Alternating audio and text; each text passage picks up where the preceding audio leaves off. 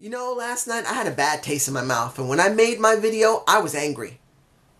Other people were bored and annoyed. I was just angry how bad things were. Doesn't mean I don't still love wrestling, but I was just pissed. So I look at this Raw, which, I gotta be honest here, I don't want to do Raw reviews. I care more about doing SmackDown reviews, but there's nothing there. So I'm doing this Raw, and I'm like, why? But I'm not the type to just quit on something because I'm angry at it. So here's your review. If you don't like it, I hope you understand it's annoying to you and to me that this review is not going to be favorable. So I hope you get it. Look, alright, let's get over this. This show, are they going there? That's what I think I'll use for my title, because that's what it feels like. So many things they did for this show are building the WrestleMania that suck so bad that you gotta say, are they going there? Look at the beginning of the show. You got Alexa Bliss coming out with Mickie James, who's now a friend. How many times Mickie James have flipped from face to heel, the face to heel? She's like the new Alicia Fox. And where's Alicia Fox anyway? I don't know where she is. I don't know if she's taking a break, if she's injured, what. I just know she's not there. So it's like, what exactly are we doing here? Now you got Mickie James doing it. This is just stupid. And then, I'm not even going to talk about all the stuff in between when it came to Asuka and everyone coming out. They go directly into a 6-woman tag at the beginning of the show. Now let me get this straight. Last week on Raw, instead of hyping up Elimination Chamber for the women to make it something special, you have a 6-woman tag. You go to SmackDown, you get a 6-woman tag. You come now to Elimination Chamber, which was a decent match, which should have had no mats to protect the women. I've said it before and I'll say it again. It would have been more legitimate if there was no mats inside there that was covering up the steel. They were kind of being a little too crybaby-ish about it. You want to be in that chamber? Deal with it. You get hurt. It happens. Men or women alike. Both sexes should have had no mats. Let them be hurt because that's what they wanted to really hype up that match, and they didn't. But I won't say they didn't try really hard to make it look good, and they did to a certain extent. But you go from that to another 6-woman tag, which means nothing. Asuka makes a Mickie James tap her out. You know, Mickie James. I love me Mickie James.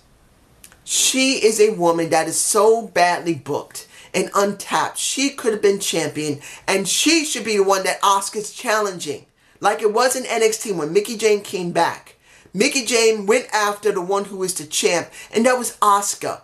One match they had that destroyed any other match before it. And I'm being honest here. The match Mickie James had with Asuka was way better than... I know a lot of people are going to say, you stupid, but I'm being honest here. Sasha Banks versus Bayley comes not even close to an Asuka versus a Mickie James. It was a better match because you had two professionals who knew how to do the job well. And when you see Mickie James tapping out so freaking easily, and she could be the one that be going after Asuka, or Asuka going after her, it's a freaking shame. And then what do we get? Later we see, well actually it's during the same time, you see later about Nia Jax. Of course she was in the match, but later Nia Jax is now going after the Streak next week. I don't know if I got the shot of that. I was so angry when I saw it.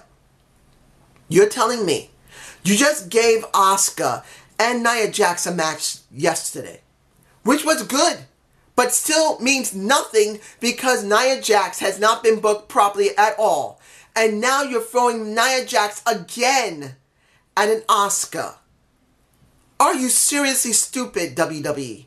You're making Nia Jax look like a freaking jobber. It was bad enough before the match with Asuka that she wasn't booked well at all. She was jobbing on and off when it came to something important. Like I said last night, I was so angry I was botching like crazy. When it comes to Nia, I'm going to clarify this just in case no one got it. I'm sure people did. Normal matches, she dominates. in a match that's important, she can't get the job done. Either she gets hurt or she gets pinned very easily. And I know you're going to say, well, no, she still does good business. If she still gets pinned, it's easy. So once again, they're throwing Nia Jax at Asuka, and that's a freaking joke. Here's another joke. 2 jokes, actually. 1, The Miz. 2, Braun Strowman. Why is Braun Strowman not going after the IC title? You got Braun Strowman going after Elias, and you got The Miz dealing with first a Seth Rollins, which could be somewhat compelling. Somewhat. Then you throw a Finn Balor out for no apparent reason to face a Miz who he challenges and beats just like Seth Rollins. So now, what do we got? Either we're going to get a match next week or the week after of Finn Balor facing The Miz, facing Seth Rollins, or facing The Miz, and then Seth Rollins facing The Miz, or Seth Rollins facing Finn Balor to have the right to go after The Miz, and then you're probably going to have all 3 of them in a triple threat at WrestleMania. Instead of doing the right thing, having Braun Strowman finally getting a strap. He can't get the US title, he's on Raw. He can't get the Universal title, they're going with Roman Reigns. So why not give him the IC title to give him something? No, you throw him at Elias. Elias, unless you're going to do a fatal 4-way at WrestleMania, unless you're going to destroy Finn Balor and you're going to destroy Seth Rollins before WrestleMania, which I doubt they're doing because they're building those 3 to go up against each other at WrestleMania. The Miz is not getting assigned. You see, I'm botching. I'm angry. Seth Rollins is not getting a shine. Finn Balor is not getting a shine. Braun Strowman is not getting a shine. And even Elias, who's winning the people over with just a freaking guitar and saying, walk with Elias, which is the WWE. He's getting over. This is bullshit. Then you got Titus Worldwide going against the Bar again in a 2 out of 3. I am so angry. I am botching. What was the point of this? You could have done something special with the Revival. But no. On the 25th anniversary of Raw, you had them job to the club. You let them get buried by all the people in the clique and DX. Then you showed them a couple of times, and unless one of them is hurt, which who knows, maybe one of them is, they're off TV. So basically, you got the Bar going up against Titus Worldwide again, doing nothing. And then when it comes after the match, you wonder who they're going up against. Who are they going up against? I wish right now the Authors of Pain would just come out of nowhere and just destroy the freaking Bar with Paul Ellery as their manager. That's just how I feel. Honestly, there's not much left to talk about. Just 2 more things. You got Ronda Rousey coming out at the... I don't know why they didn't do this in the beginning of the show. I think it would have been better at the beginning of the show instead of the end of the show. Instead of what they did with the women. You got Triple H and Stephanie coming out. Then you got Ronda Rousey coming out. Then you got Kurt Angle coming out. Kurt having to grovel to keep his job. Ronda Rousey pretty much pissed off and saying pretty much, I don't accept no one smacking me. She said she never got smacked before, and no one owns me. Okay. She seemed better this time. Not great, but better. I'm alright with that. Then, neither Triple H or Stephanie wanted to even deal with the woman, so they bully around Kurt Angle, and then when Steph walks up to her like she's about to try and smack her, she says, I'm sorry, like a little bitch. Right when they're leaving, Kurt Angle gets cold cocked by Triple H for no apparent reason. Why? I mean, we know why. Because he pretty much ousted them. But then it looks so awkward. Really. It really does. Now, I'm not saying this won't still work in the next 6 weeks. But it just looks awkward. Oh, almost forgot. Roman Reigns had a segment. And I gotta say, this was the best promo I've seen him do. I'm not saying he cut the most incredible promo that I've ever seen. No. This is just the best one I saw him do. Because it felt honest. Now, I haven't checked to see if he said the truth, but if he was being truthful, it kind of makes some sense why he legitimately looked pissed off that Brock Lesnar didn't show up, that last night, instead of being at Elimination Chamber, he was wandering around somewhere on the strip, and in the end, you get this little tiny segment where I'm not saying he's going to get his ass in trouble in the back, even though he did say it, pretty much, I can't stand this bastard. He's using his freaking contract to get out of doing his job, facing me and showing himself in front of everybody else. Now, even if it's a work, at least he looks legitimately angry, enough that it's passable. And I felt that was one of the best promos he's done in a while. And that's passable for me personally. Doesn't mean he's done a great promo. And I still say this, I'm admitting this. I am not hating Roman Reigns like everybody else. I'm not. I'm not a Roman Reigns hater. I'm not a fan of his, but it doesn't mean I hate him. I just think he's been booked like a piece of garbage. They could have done the right thing with him. It doesn't matter if his family is famous and everyone's supposed to bend over backwards for him. He should be treated the same way as everybody else. And they're acting stupid with his booking, which making him look bad. And even if he's not bad as a wrestler and a total round package performer, he just looks like a bitch. That's just me.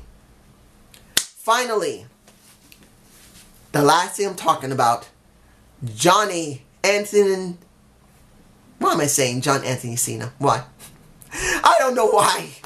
I've been botchy lately because I've been angry on and off for the last day. It's part of my depression and anxiety. If I get angry, I begin to get frustrated. I begin to get anxiety. Then I begin to get a small touch of depression.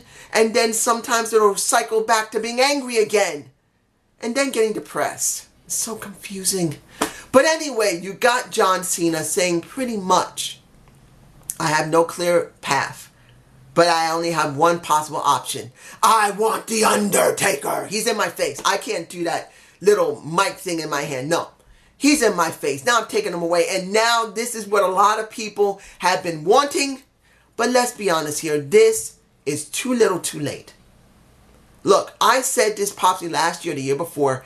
John Cena going up against The Undertaker would be the best option. But now, after what happened with Roman Reigns and then The Undertaker, the Taker himself, Mark Calloway, leaving his stuff in the middle of the ring, not saying that he retired, but pretty much that means he's freaking retired. It makes no sense why he did that last year. And then worse yet, this 25th anniversary, cutting the worst promo I think I've seen the Taker I haven't seen him do a promo like that in years. That bad. So now we get this. John Cena calling out for The Undertaker, saying he can't get what he wants. So he's going to SmackDown to see if he can find a way to get what he wants. Only thing I can say is this. It's too little too late. Would it be a bad match? Probably not. But they should have did this at least 2 years ago. Last year is like bare minimum that people might have been really happy to see it. But now, John Cena not even focusing on wrestling much. The Undertaker not even being sure if he can even cut a freaking promo properly. And did he get the hip replacement? I need a hip replacement. So is he better in shape now that he got his hip replacement last year?